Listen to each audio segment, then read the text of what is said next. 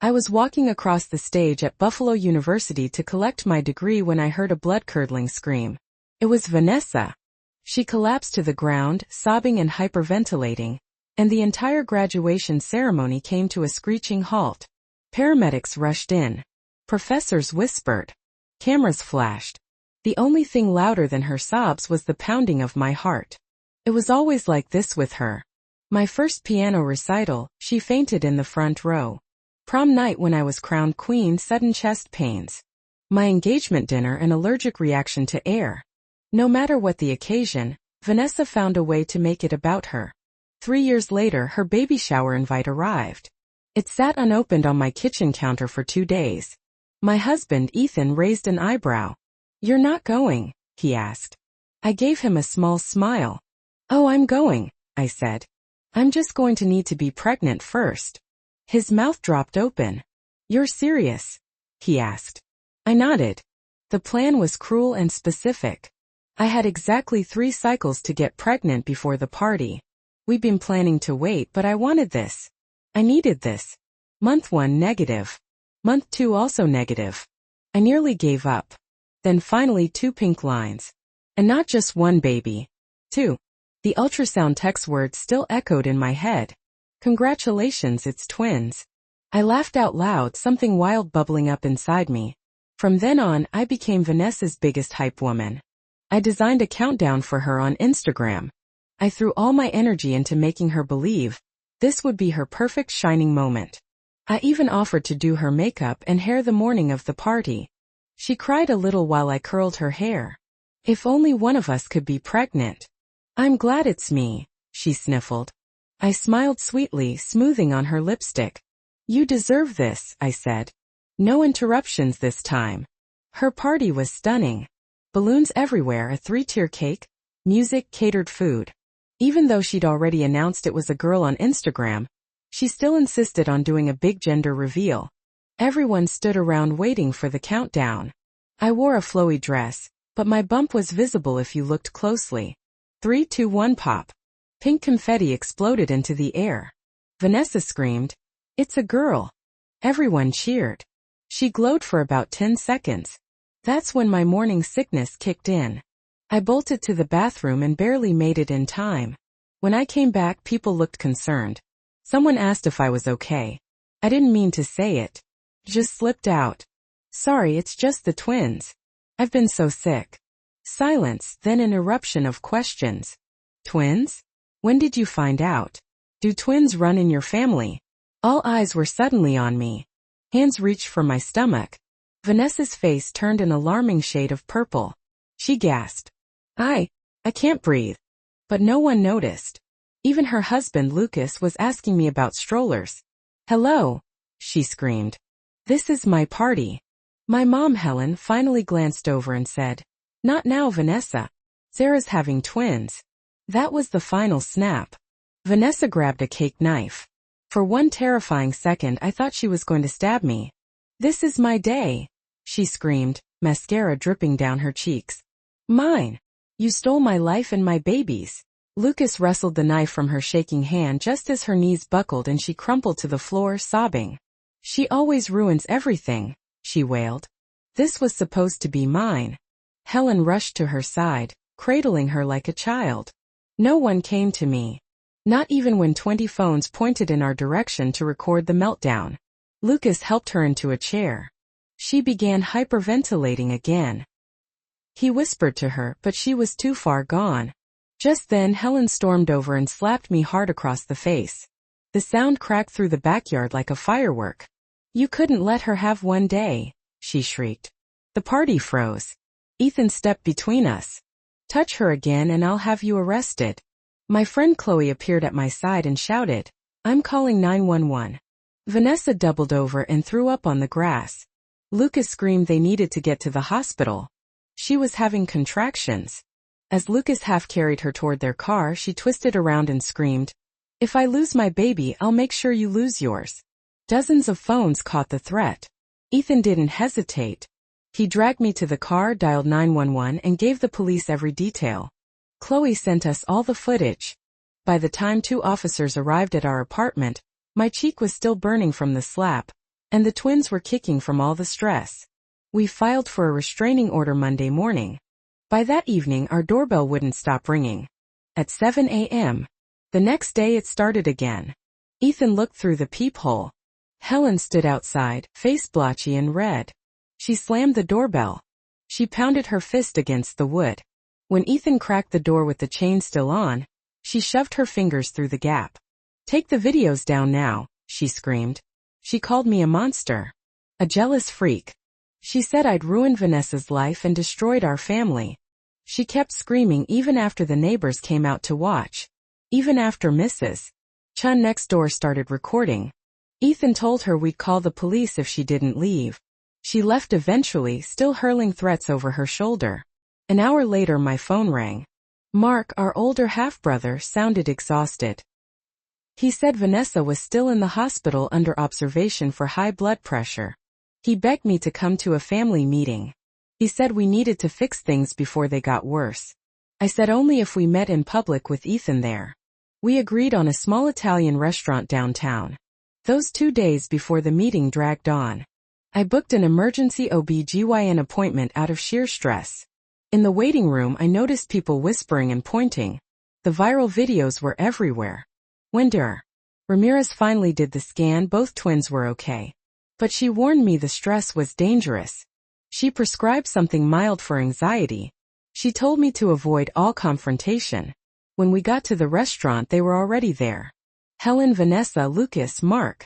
Vanessa looked pale but fully made up. Helen launched right in, demanding I apologize. Vanessa sat beside her, dabbing fake tears. She insisted I'd always been jealous of her because she was the pretty one.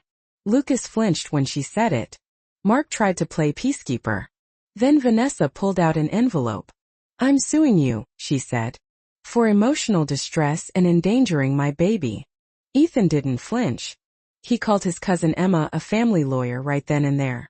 Vanessa's smugness vanished. That night, Chloe came by with wine and ice cream. She'd saved screenshots going back years. Evidence of Vanessa's constant sabotage. Her fainting at my graduation. Her panic attack at my engagement party. She'd been quietly archiving it all. Emma came by later that week to review the lawsuit. She laughed reading it. She called it frivolous. But she said we could countersue for assault and threats. She helped us prepare everything for court. Finally I started sleeping again. We got a temporary restraining order against both Vanessa and Helen. It covered our home, Ethan's office, and my OB/GYN clinic. Within 48 hours Helen violated it. She stormed into Ethan's office building. She demanded to see him. She screamed about family betrayal. Police hauled her off in cuffs. Ethan's boss told him to work from home. Then it got creepier. At 3 a.m., I heard something outside. Vanessa's car was parked across the street just beyond the 500-foot limit. She sat in the driver's seat, staring up at our apartment. She did it every night for weeks. Ethan installed cameras. Vanessa adjusted her parking spot to stay just out of range. One afternoon Mark showed up looking wrecked. He said Helen was crashing at his place. He said she was driving Lucas insane with her rants. Lucas was talking divorce. Vanessa's obsession with me was making her physically sick. The stress was harming her pregnancy. I went in for my 20-week anatomy scan a few days later. One twin was smaller than the other. Ramirez said stress could be affecting their growth. I couldn't stop crying. I knew Vanessa was destroying more than just our peace. Then things escalated again. Chloe called in a panic. Someone had posted my medical info on a Facebook mom group. Ultrasounds, due dates, clinics. Only someone with hospital access could have done it. Turns out Mark's wife, Sophie, worked in billing. She'd accessed my records 17 times in 1 month. The hospital fired her immediately. A criminal investigation started. Mark was devastated. He had no idea Sophie was feeding info to Vanessa. The next day Lucas texted me. He'd found a notebook Vanessa had hidden, full of plans to ruin my life. It dated back to high school. He said he was scared for his daughter. He planned to file for custody. He offered to testify on my behalf. Then Vanessa went public. She posted a story online claiming I was stalking her. She included fake texts. She included photos she'd edited to look like I was threatening her. The post blew up. Strangers sent me death threats. Someone even posted our address. The FBI opened a cyberstalking investigation. My blood pressure spiked again. Ramirez put me on modified bed rest. Being trapped in our home while Vanessa lied about everything was suffocating. Chloe began archiving all the harassment for a defamation lawsuit. Ethan took time off work to care for me and the twins. He was my rock. 2 days later, police arrested Sophie for HIPAA violations. Mark filed for divorce. The family exploded. Everyone chose sides. I was just trying to survive the war zone they'd made of my life. A month after the baby shower, things spiraled further. We were in the kitchen when a process server knocked on the door. Vanessa was suing us again. This time for alienation of affection and conspiracy. She wanted $500,000 for emotional distress. Emma told us it was legally weak but expensive to fight. She countered with 3 lawsuits of our own. Defamation, harassment and assault, plus criminal charges for Helen. 2 weeks later I woke at 3 a.m. with stabbing pain in my belly. Ethan drove me to the hospital. Ramirez met us in pajama pants under her lab coat. She stopped the labor barely. I was only 24 weeks. If the twins came now, they wouldn't make it. I stayed on hospital bed rest for 3 days. I was wired to monitors, terrified. While I was in the hospital, Vanessa posted on Facebook that karma had finally caught up to me. Lucas visited with flowers. He admitted Vanessa had refused her mental health meds. He was keeping detailed notes for their divorce case. Chloe organized a support rally in our backyard. People came with casseroles, diapers, and hugs. The mood was almost peaceful until Vanessa showed up screaming on the lawn. Her water broke mid-rant.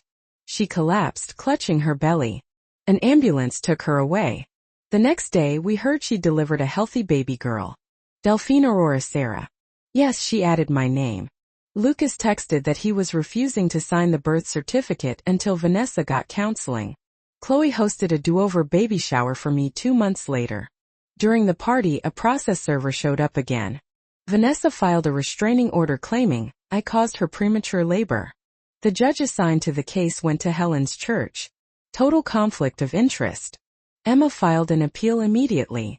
That night, I lay in my hospital bed with my belly huge and my heart heavy. We were exhausted. 10 weeks passed in legal purgatory. Then Chloe brought me something unexpected. A dusty box from her garage filled with our childhood photos. Pictures of me and Vanessa before the chaos. Matching Halloween costumes, birthday candles, tea parties. I broke down crying. There had once been love, real love. That same day Lucas called. He'd filed for emergency custody after finding a new notebook from Vanessa. 20 pages that just said, "Destroy Sarah." She hadn't taken her meds in weeks. The judge granted him temporary custody. When officers arrived to serve the papers, Vanessa ran with the baby.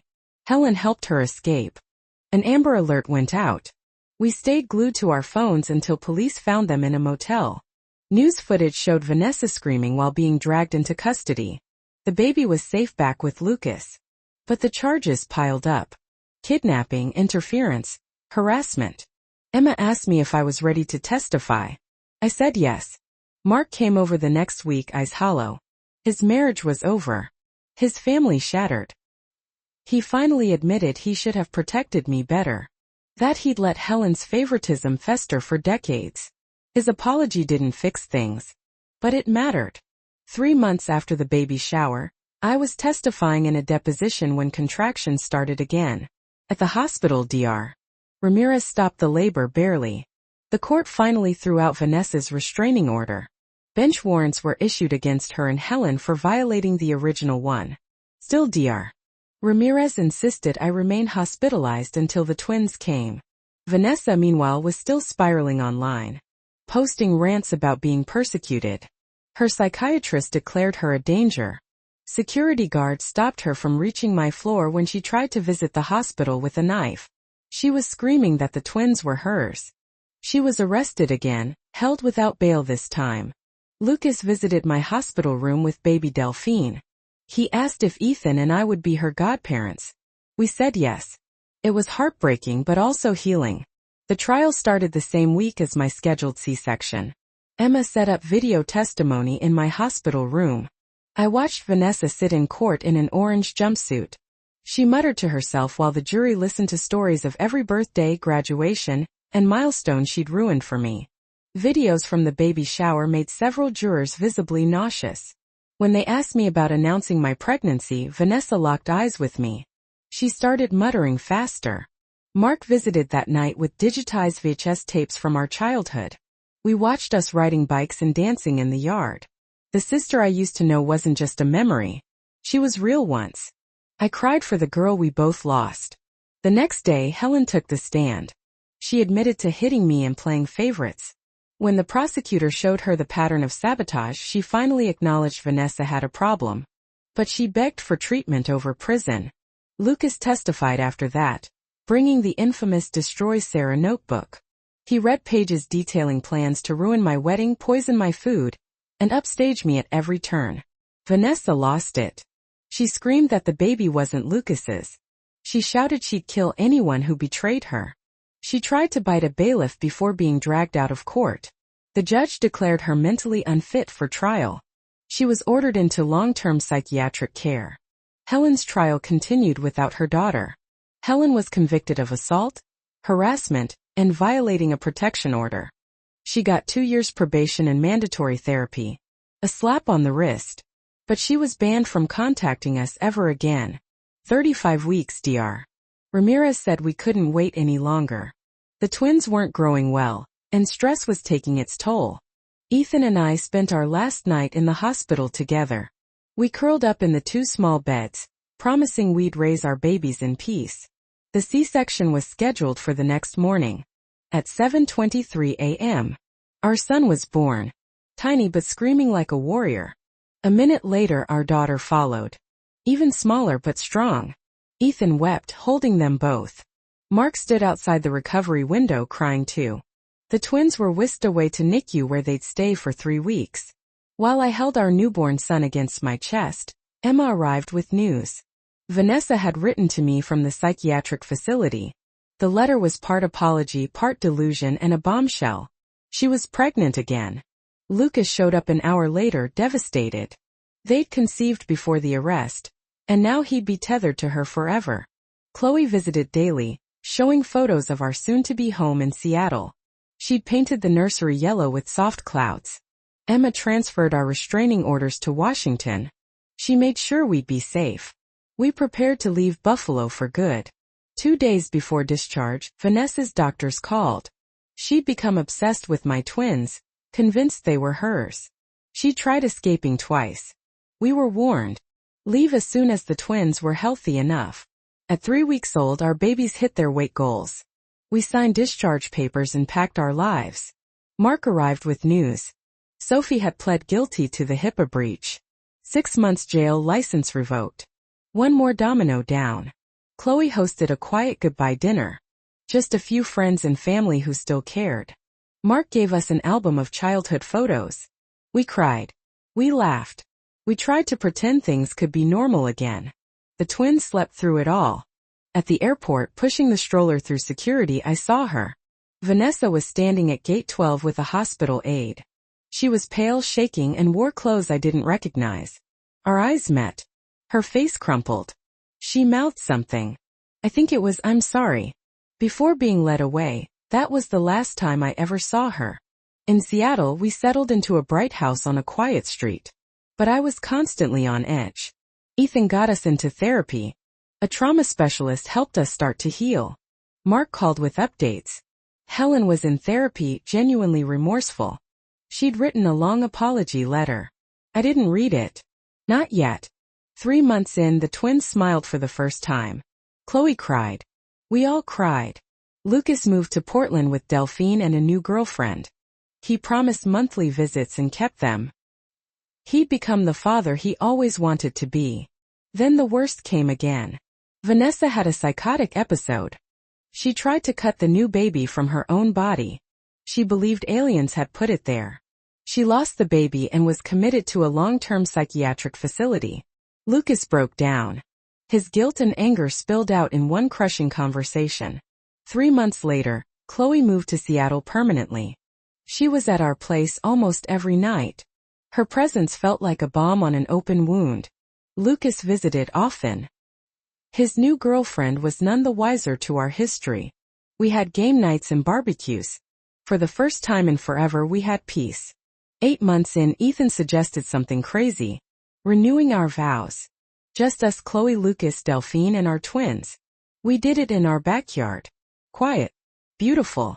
Real. 9 months after we left Buffalo, another letter came from Vanessa's facility.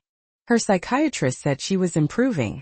She'd written apology letters as part of her treatment. Would we consider supervised video contact? I didn't answer. Maybe someday. But not now. The twins took their first steps on a rainy Tuesday. Wobbly, determined, collapsing in laughter. We froze when Ethan joked they were already competing. Then we smiled. Not all competition was toxic. We could teach them better.